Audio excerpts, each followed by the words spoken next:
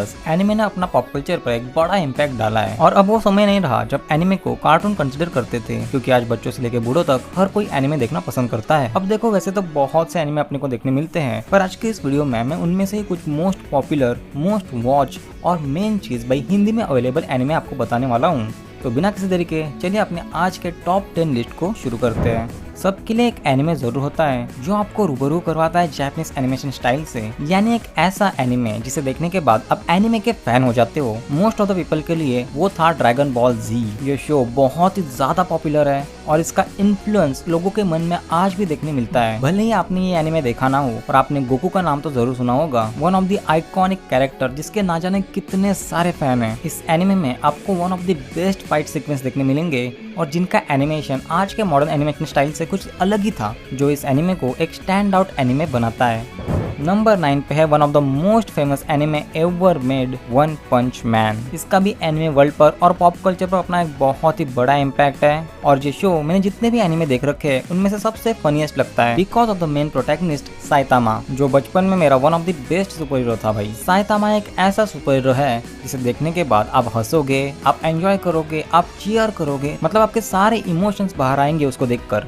इसमें आपको इंटेंस देखने मिलेगा, फ्लूइड एक्शन सीन्स देखने मिलेंगे और भाई इसका एनिमेशन स्टाइल भी बहुत ही ज्यादा यूनिक है। तो अगर आप लाइट हार्टेड हो तो आपके लिए परफेक्ट एनिमे है। नंबर 8 पर है काइजू नंबर 8। ये एनिमे हमें अभी अभी रिसेंटली देखने मिला और भाई इसने अपना एक अलग ही फैन बेस बना लिया है। एक 30 साल का आदमी होता है जिसे भाई स्पेशल टास्क फोर्स में शामिल होना होता है, जो बेसिकली काइजूस का शिकार करते हैं, पर अपने भाई से लगातार कोशिश करने के बावजूद टास्क फोर्स की एंट्रेंस एग्जाम क्लियर नहीं हो पाती। पर भाई की किस्मत तब चमक जाती है जब सबसे पावरफुल काइजू नंबर 8 उसे अपना होस्ट चुनता है। उसके बाद तो हमारे हीरो के पास पावर्स की कोई लिमिट नहीं होती। पर यस, अगर हीरो है तो ऑब्वियसली विलन भी होगा। तो एक और पावरफुल काइजू है काइजू नंबर 9, जो पूरी ह्यूमैनिटी को मिटाना चाहता है। तो अब kaiju number 8 versus kaiju number 9 में कौन जीतता है और हमारे भाई के साथ आगे क्या होता है, वो सब आप इस एनिमे को देखकर जान सकते हो।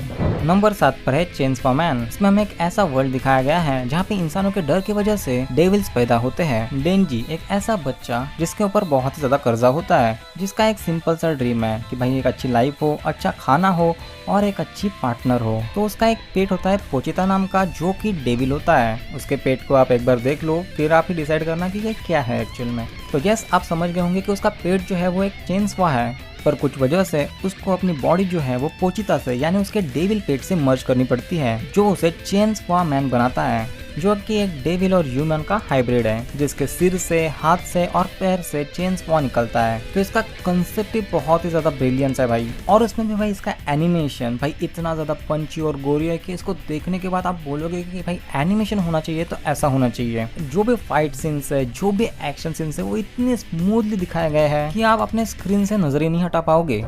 नंबर 6 पे है वन पीस। ये एक पॉपुलर मांगा एनिमे है जिसमें हमें कहानी दिखाई गई है एक स्ट्रॉ हैट वाले लड़के की, यानी अपने मंकी डी लूफी की, जो बचपन से ही पायरेट बनना चाहता है। तो उसी वजह से वो निकल पड़ता है ट्रेजर फाइंड करने, यानी कि वन पीस फाइंड करने। स्टोरी बहुत ही ज्यादा एंगेजिंग है और उसी वजह से ये सीरीज इतनी लंबी होने के बावजूद इसे हर कोई आज भी देखना पसंद करता है। नंबर 5 पे है डीमन स्लेयर। अगर आपको स्वॉर्ड फाइट्स वगैरह देखना पसंद है तो ये एक अमेजिंग एनिमे आपके लिए। इसका एनिमेशन स्मूथ एज बटर है भाई। इस एनिमे का एनिमेशन स्टाइल, बैटल सीन्स और जो भी स्वॉर्ड क्लैशेस है वो इतने अच्छे तरीके से डिजाइन किए गए। इतना अच्छा एनिमे है इसका कि इसको आप देखते ही रहोगे। और उसी वजह से इसके ना जाने कितने पार्ट्स निकले हैं, कितनी मूवीज निकली है। और मुझे नहीं लगता कि इसमें जो फाइट सीन्स दिखाए गए हैं, जो स्वॉर्ड क्लैशेस दिखाई गई है, वो किसी और एनिमे में इससे अच्छे होंगे। तो अगर आप इसको जैसे ही देखना शुरू करोगे, जैसे ही आप इसका पहला सीजन लगाओगे, तो उसके बाद आप इसके हर एक सीजन देखोगे। इतना ज्यादा अट्रैक्टिव एनिमेशन स्टाइल है इसका।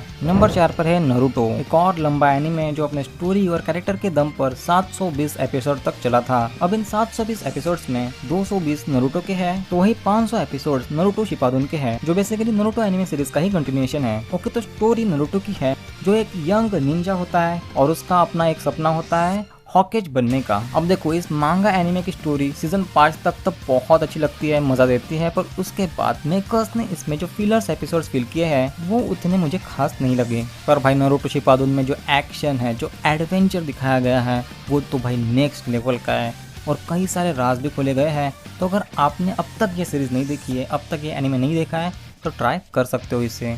पर पूरा का पूरा एनिमे यानी 720 एपिसोड्स आपको देखने की जरूरत नहीं है। ऐसे बहुत सी यूट्यूब चैनल है जो आपको बताएंगे कि कौन सा एपिसोड देखना चाहिए और कौन सा स्किप करोगे तो भी चलेगा। नंबर 3 पर है अटैक ऑन टाइटन। इसका एनिमेशन स्टाइल जो है वो पहले 3 सीजन तक अलग है और उसके बाद फाइनल सीजन में अलग दिखाया गया है, पर मुझे पर्सनली दोनों भी एनिमेशन स्टाइल अच्छे लगे। ये एनिमे भी बहुत ही लंबे समय तक चला है, जिसकी स्टोरी फॉलो करती है एरन येगर को, जिसने कसम खाई होती है कि वो अपने माँ के डेथ का बदला लेगा और टाइटन से अपना वर्ल्ड रिक्लेम करेगा। उसके बाद स्टोरी क्या डार्क ट्विस्ट लेती है, कितने ज्यादा मास मर्डर्स देखने मिलते हैं और हमारे लीड कैरेक्टर के साथ क्या क्या होता है, वो जानने के लिए आपको ये एनिमे देखना होगा। इसका ग्राफिक और जो वायलेंट डेथ दिखाई गई है ना कैरेक्टर्स की, उनसे आप जरूर कनेक्ट करोगे। Attack on Titan is one of the best anime अगर आप एनिमे देखने की सोच रहे हो तो। नंबर 2 पे है जुजुत्सु काइसन। इसकी स्टोरी बहुत ही ज्यादा यूनिक है और perhaps one of the best story है जो मैंने आज तक एनिमे में देख रखी है। फाइट सीन्स भी बहुत ही अच्छे है और जो 3D CGI दिखाया गया है ना भाई,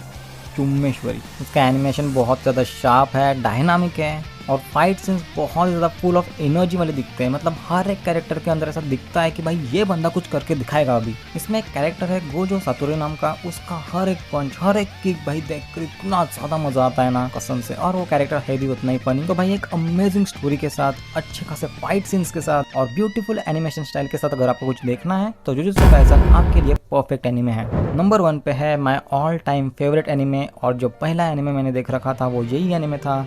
एनिमे का नाम है डेथ नोट। ये एक साइकोलॉजिकल थ्रिलर एनिमे सीरीज है जिसके बारे में आपने कहीं ना कहीं सुना जरूर होगा। स्टोरी शुरू होती है जब ryuk एक शिनिगामी अपनी डेथ नोट जो है वो ह्यूमन वर्ल्ड में ड्रॉप कर देता है और वो जो डेथ नोट नाम की बुक है उसके अंदर आप जिसका भी नाम लिखोगे वो बंदा मर जाएगा। तो वो जो डेथ नोट है वो लाइट यागामी नाम के हाई स्कूलर बच्चे को मिल जाती है और वो जो मॉरली अनवर्दी है उनको मारना शुरू करता है, स्पेशली क्रिमिनल्स को, और कोई भी उसे रोक नहीं पाता क्योंकि वो भाई इंटेलिजेंट कैरेक्टर दिखाया गया है। तो पुलिस से तो ये केस सॉल्व नहीं होने वाला था, तो एक मिस्टीरियस डिटेक्टिव आता है एल नाम का जो इस केस को लेकर बहुत ही ज्यादा ऑब्सेस्ड होता है। तो पूरे सीरीज के अंदर हमें लाइट यागामी वर्सेस एल की बैटल दिखाई गई है जो एक दूसरे को आउटस्मार्ट करने की कोशिश करते हैं। तो यस, अगर मेरा पर्सनल सजेशन दूं तो अगर आप एनिमे देखना शुरू करने वाले हो या फिर आपने एनिमे ज्यादा नहीं देख रखे तो यस, ये एनिमे आपके लिए परफेक्ट एनिमे है क्योंकि इसके ज्यादा सीजन नहीं आ रखे। ये एक ही सीजन के अंदर आपको कंप्लीट एनिमे देखने मिलता है। कुछ 37 एपिसोड्स इसमें देखने मिलते हैं, तो जरूर ट्राई कर सकते हो इसे।